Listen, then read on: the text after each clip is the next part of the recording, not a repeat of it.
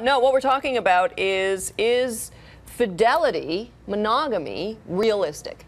Is it something that can truly be sustained within a relationship? And there's a new book out called The Monogamy Gap, and the author's putting it forward that no, it can't be, and that men need to cheat. Well, we've got a resident expert right here. Dave, you of all people could speak to this. 30 years of marriage. This is where church and state get separated on this show. I hear what you're talking about, Davey boy. But so the author's contention is that some, short-term, one-night stand style affairs are helpful to the man because he needs variety, helpful to the marriage because he will feel more fulfilled. He will do the dishes. Right, exactly. Women, of course, feel that's just a convenient. That's the out that every man, since the dawn of time, has used to cheat. I need variety. It's in my DNA. Yeah, I'm just natural. We're not monogamous as a species, Right. But why get married has always been my question. Well, I think there's a lot of pressure, and people do want families. Yeah, they want both. Yeah. They want the family, they want the partner, and that's what the author's saying as well. They don't shoot the messenger. That they're cheating because they love their wives. They want to be with their wives. Yes. Who wrote this one? What is his name? Eric Anderson is the author's name. Anyway, we have Kimberly Moffit coming by. She's a relationship expert to talk about the impact of infidelity on a relationship. But we also have Noel Biderman coming by, and he is the CEO of Ashley Madison, the website that facilitates and caters to people who are married and are looking for a relationship outside of monogamy is not an easy thing. No, it's not an easy thing. Neither is marriage. And so you don't know until you're tested. And then when you're tested, you find out whether you can pass the test or not. Well, I was reading a book. It's all a question of willpower. Yeah, I was reading a book a while back in my book club called Sex at Dawn, and it basically was about human sexuality and how it's developed, and that the sort of village mentality seemed to work for a very long time, where it's like men and women, everything is sort of, including sex, is shared. Everything is shared, like going to get the food, taking care of the children. Well, you hit on a good point there, because there's such a stark difference between how much society celebrates things like marriage and fidelity and kids, and you just get shunned if you do anything opposite. Well, this goes back into the absolute basic benchmarks of religion and how that affects the culture. And, you know what I'm saying? Well, these are not easy things. This book made the point that we didn't really, women started to lose their power and marriage started to become more intense and important when we started farming and we started blocking off parcels of land. And now you had an asset to pass to someone, so you had to know who your blood relative was. So and marriage was originally a contract of property. Yeah, so we forget that it wasn't a romantic thing. Exactly, it was the agricultural revolution that helped bring that along. Anyway, that's coming up after 7 o'clock. We'll have that debate, and again, if you want to start giving your opinions now, info@morningshow.com or go on our live blog. Thanks for being with us here on The Morning Show. You're watching Global. 24 degrees now, 32 the high later today, 13 minutes past 7 o'clock. Joining us now is relationship expert Kimberly Moffit and CEO of Ashley Madison, Noel Biderman. Good morning, guys. Good morning. Am I not a relationship expert too? I guess that's why you're here. The different sides of the relationship. This title? So don't get defensive already. There's a new book out called The Monogamy Gap: Men, Love, and the Reality of Cheating. And essentially what this book is saying is that men need to cheat, and they cheat because they love their wives and want to stay with them, but they need variety. And so the book is arguing that it's a healthy, good thing to do. So we wanted to talk to both sides of the equation here. You know what, Noel, let's start with you.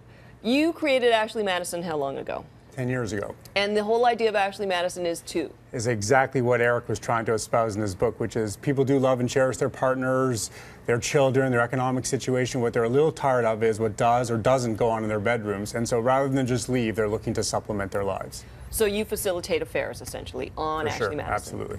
Okay. The ramifications of that. Right. So we all know that cheating is a breach of trust. And in my role as a relationship expert and psychotherapist, I watch people break this trust on occasion, and it does lead to problems in the relationship because people need that trust to be able to trust each other and to be able to have a healthy relationship. Now, this is presuming it's not a so-called open marriage. And that's exactly whatever that is. So there are successful couples that can have open relationships and can do this in a healthy, successful way, but it takes a special kind of couple to do that. For sure. And of course, they have boundaries and trust the same way that other couples would. So it's still a healthy and trusting relationship. Now, I think the problem comes where one person is in the dark about what's happening, and then when they find out, it becomes a problem. And only about 30% of couples actually make it through cheating, will actually survive that once it's found out. What's the subterfuge that makes it a cheat?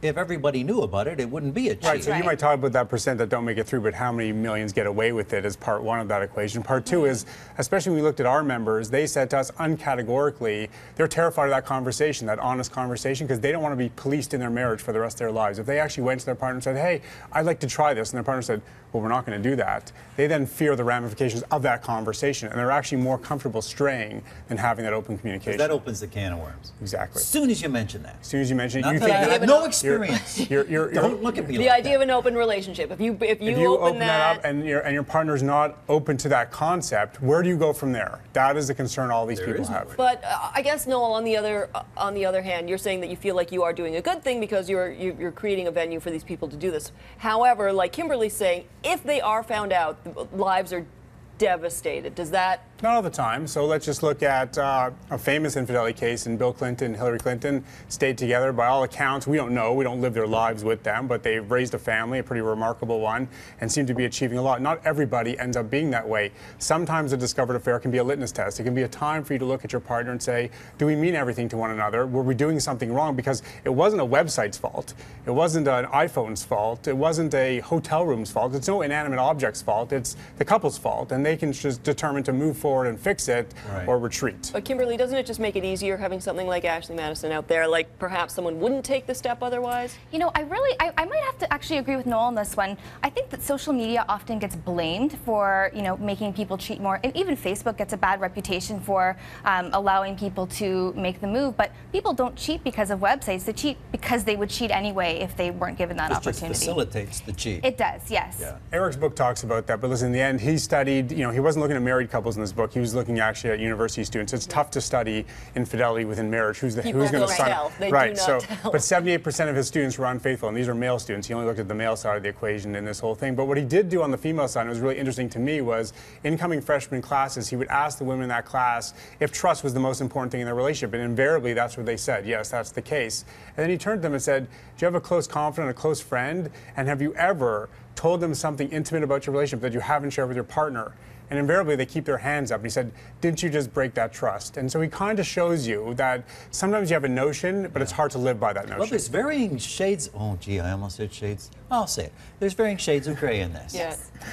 It's not always black and white, right? Absolutely. And I think this study is an interesting one, too, because, I think that the parameters of the study might have been a bit questionable. I mean, they only did survey 125 men, which is not really a large enough sample size to determine or extrapolate to determine married men's behaviors, especially with the age of the men. But you only have to look around to know that people are having affairs. You just have to follow the economics. You just have to follow the economics of a business like mine or the massage parlors you can find all over the city of Toronto or wherever. The economics are there, and the economics don't lie. Do you think men are wired differently than women?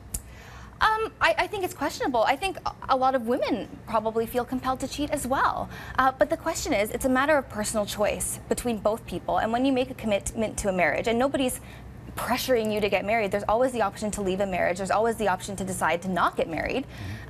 You have to decide for yourself whether or not this is the right thing for you, marriage itself. So thinking about that and actually taking responsibility for your actions, because your actions can hurt other people. Well, sure, but people go into marriage sometimes with the best of intentions, and then, well, I think there's so much societal pressure. That's what we were saying earlier. Why bother getting married if you want to have variety in your sex life? But people feel pressure from family, from society. Absolutely. It's the thing to do, and if you want to have a family, you have to get married. What are the stats on your website, Noel, as far as how many women use it, how many men use it? So Ashley Madison's now in 23 different countries around the globe, and while we have always seen ourselves as a female-focused brand. That's why we called it Ashley Madison. The hero image on the website is a woman whispering, the pinks and purples. We've always, in every single society we've launched into, had more men than women. Had more men than women. And it's a great point, because I know Eric's, I believe his next book is going to be studying the female side of the monogamy gap and seeing if it exists and to what extent. Well, do you think that human beings are wired for monogamy? It's not in our DNA, clearly, right? So it's an interesting societal concept we came up with. It's probably driven from a whole bunch of historic and economic reasons, and religious for sure undertones, but ultimately there isn't a geneticist we can find that will sit down and tell you we're wired for monogamy. So what do we do?